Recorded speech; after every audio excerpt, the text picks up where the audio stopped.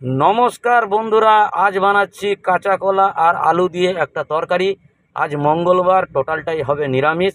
যদি ভালো লাগে তাহলে লাইক কমেন্ট শেয়ার করবেন। আমি অধীরজ, চলে এলাম আমার ঝটপট কিচেনে আজকের রান্না। বড়িটাকে প্রথমে ভেজে নিচ্ছি একটু লাল লাল করে, নুন হলুদ মাখিয়ে নিলাম কাঁচা কলাতে।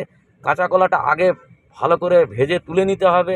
তা কাঁচা কলা আমার ভাজা হয়ে গেছে, তুলে নিলাম। এখন জিরে আর শুকনো লঙ্কা দিয়ে দিলাম, আর আলুটাকে নুন হলুদ মাখিয়ে রেখেছিলাম দিয়ে দিলাম। আলুটা একটু লাল লাল করে ফ্রাই করবেন, একটু মুচমুচে হবে, তরকারিটা কিন্তু দারুণ টেস্ট হবে। টমেটো দিয়ে দিলাম, আর দিলাম 8 থেকে 10খানা কাঁচা লঙ্কা। আমি একটু ঝাল খাই। পরিমাণ মতো নুন।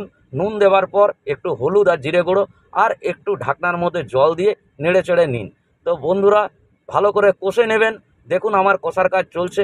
এখন আমি টক দইটা ফাটিয়ে রেখেছিলাম, আর চিনি দিয়ে দিলাম। তো আমি এখন পরিমাণ মতো একটু জল দিয়ে দিলাম। আলুটা সিদ্ধ হওয়ার পরেই আমি কিন্তু কাঁচা কলাটা দিয়ে দিলাম। একটু ঢাকা চাপা দিয়ে রাখবেন 10 থেকে 12 মিনিটের জন্যে। খুলে দেখবেন আপনার কাঁচা কলা আলুর তরকারি দারুণ হয়ে গেছে। বন্ধুরা, নামাবার সময় অবশ্যই বড়ি আর পারলে একটু ঘি দিতে পারেন, গরম মশলাও দিতে পারেন। যদি ভালো লাগে লাইক কমেন্ট শেয়ার, চ্যানেলটা সাবস্ক্রাইব।